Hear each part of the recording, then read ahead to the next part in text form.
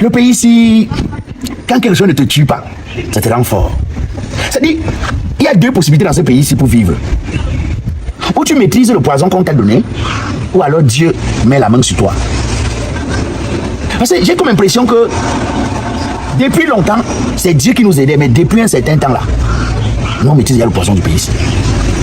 Moi je lis depuis sur internet comment est-ce que certaines personnes qui mangent, qui sont bien rassasiées, qui profitent du système, disent que 100 000 jeunes vont marcher dans le nord pour apporter le soutien au président de la République, pour demander au chef de l'État de se présenter à l'élection présidentielle d'octobre 2025.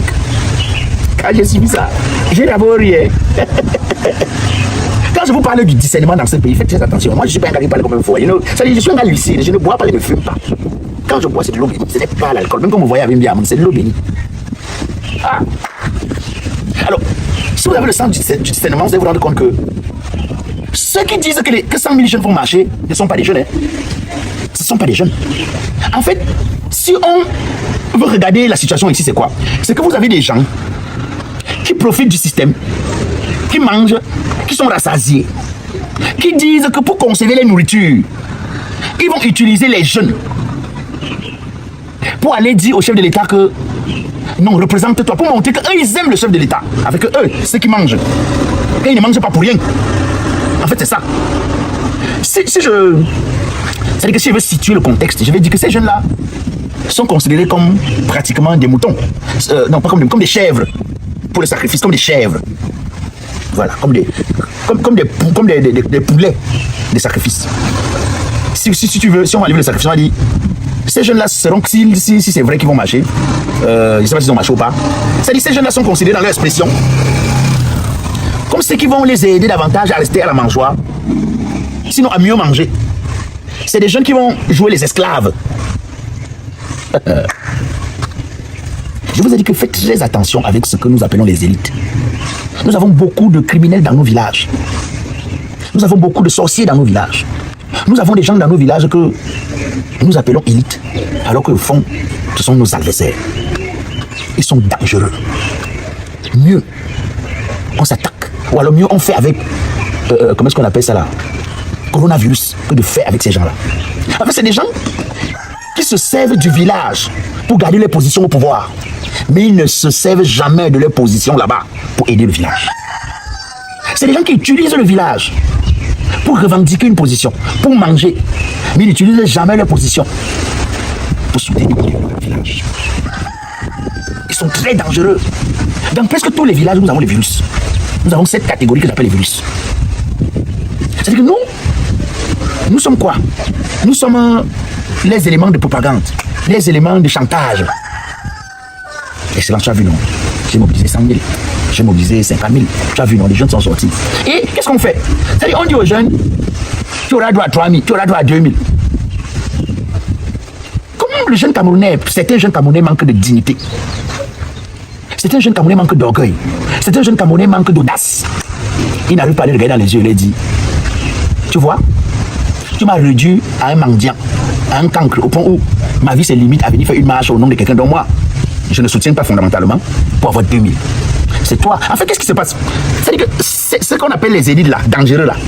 Ce sont eux qui font tout pour nous garder dans cette position de pauvreté, pour nous appauvrir, pour empêcher que nous soyons autonomes financièrement, que nous ayons un emploi stable. Parce qu'en ayant un emploi stable, on ne peut plus accepter de céder à ce genre de bêtises. On n'acceptera pas d'aller marcher pour avoir 2000. Parce qu'en ayant cette autonomie financière, on n'acceptera pas de venir jouer des éléments de chantage. Donc les gars, ils font quoi? Les gars, ils nous gardent dans cette position de pauvreté pour nous utiliser. Donc en réalité, un jeune devrait le regarder et dire, donc tu me gardais dans la pauvreté comme ça là, pour m'utiliser à ce genre de choses, pour m'utiliser à ces fins là, pour me transformer en esclave. Donc c'est pour ça que tu me gardais dans cette position de pauvreté. C'est pour ça que tu t'es battu pour que je ne puisse pas avoir un emploi digne, pour que je ne puisse pas avoir de l'eau, pour que je ne puisse pas avoir de l'électricité, pour que je ne sois pas indépendant. En fait, beaucoup d'élites ne souhaitent pas nous voir nous épanouir. Ils ne souhaitent pas nous voir nous transformer positivement. Ils ne souhaitent pas avoir notre indépendance. Parce que si nous sommes indépendants financièrement, si nous sommes indépendants socialement, intellectuellement, parce qu'aujourd'hui on a beaucoup d'intellectuels qui sont pas, c'est des intellectuels, comment je vais dire ça, grippés.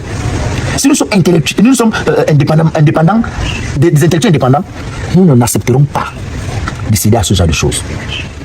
Nous n'accepterons pas d'aller marcher pour quelqu'un dont nous-mêmes nous ne voulons pas.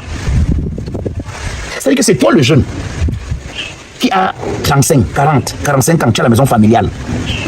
C'est toi le jeune qui a arrêté tes études parce que ton père, qui a 70 ans, donc de leur génération, ou 80 ans, n'a pas pu avoir un emploi digne à cause d'eux. Hein. C'est toi le jeune qui a encore la maison familiale, qui a déjà des enfants qui ne peuvent même pas aller à l'école, des enfants qui partagent la même chambre que toi chez tes parents. C'est toi qui vas aller les servir d'éléments de chantage, d'éléments de positionnement pour eux-mêmes, d'éléments de maintien de leur position. C'est toi qui vas accepter ça.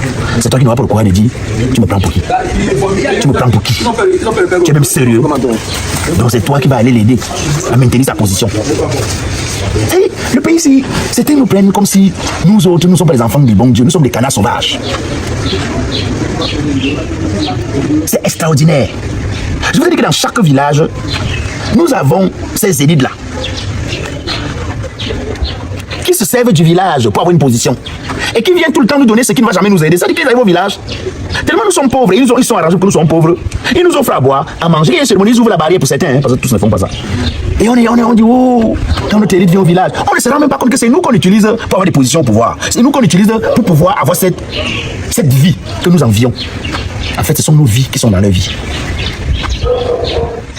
On ne se rend même pas compte. T'appelons, on te dit non, viens marcher, tu auras 2000. Pas de dignité, tu peux lui dire non. Je ne suis pas mort hier. Aujourd'hui, je n'irai pas marcher pour avoir 2000. Je n'irai pas dire oui à quelque chose dont je ne sens pas. Je n'irai pas dire oui à un projet qui ne m'a jamais aidé. Je n'irai pas marcher pour quelque chose dont moi-même, je vais me débarrasser. Il faut avoir ce courage, il faut avoir de la dignité, de la hauteur.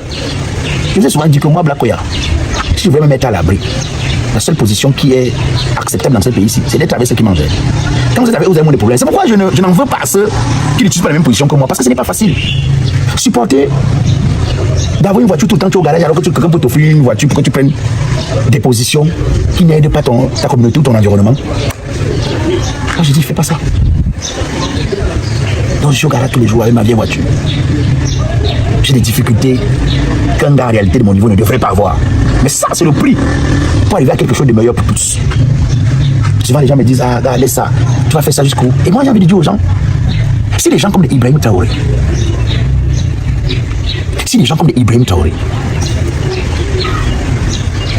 qui pouvaient se servir de par leur position, qui pouvaient accepter de manger cette terre, décident de parler moi qui. Si un monsieur comme professeur Kanto, professeur agrégé, il a gagné sa vie. Avocat reconnu mondialement, il a gagné sa vie. Il a été ministre, il a même mangé. Si quelqu'un comme ça là dit que malgré tout ça, non, je peux pas me taire. Je peux pas me taire. Je dois pouvoir laisser quelque chose à l'humanité. Moi qui, ma vie vaut quoi sur leur vie? Ma vie représente quoi? Non, faites très attention. Faites très attention. C'est que nous devons être capables, parce que nous, chaque jour, on se plaint que oh, rien n'est fait, rien n'est fait. Mais si nous ne prenons pas nos responsabilités, être capable de refuser 2000 pour aller faire une marge, donc tu estimes que ça ne t'apporte pas. Tu estimes que c'est une marge qui t'a tout détruit, qui t'a pas aidé pour un projet qui ne t'a jamais véritablement, comment est-ce qu'on appelle ça, élevé, mais qui t'a plutôt rabaissé. Être capable de dire non, je ne suis pas mort hier, je n'ai pas 2000, mais je ne suis pas mort. Donc aujourd'hui, je n'accepterai pas. Être capable de le faire, ça nous manque. C'est ça le problème avec nous. Moi, j'ai vu des gens, pour parler des sports, dire qu'ils vont ils vont payer la candidature. En fait, on leur a fait dire ça, puisqu'après, les mêmes images, on a vu les gars en train de bagarrer pour non, j'ai pas eu mes 2000 de transport, certains enfants même ont été abandonnés là-bas. C'est-à-dire que pour aller, pour rentrer chez eux, ils ont été aidés seulement par des passants. Mais c'est les mêmes enfants que tu voyais dans la télévision qui disaient que nous allons payer les 30 millions du chef de l'État comme caution pour qu'il devienne président de la République. Mais quand vous voulez mentir, vous savez même, c'est que vous voulez organiser même un théâtre, vous voulez organiser même vous voulez même faire une mise en scène. Il faut pouvoir bien écrire le scénario. Il y a des bons scénaristes. C'est-à-dire qu'un enfant qui n'a pas de quoi payer le transport va payer 30 millions pour le chef de l'État. Un enfant qui n'a pas d'eau, qui n'a pas d'emploi, un enfant qui n'a pas de route, un enfant qui n'a pas d'électricité va payer 30 millions pour que le chef de l'État soit candidat. Donc j'étais tellement pauvre que c'est lui qui dort chez ses parents là. C'est lui qui ne parvient pas à manger là, qui a l'argent pour payer la caution du chef de l'État. Il faut qu'on arrête ça.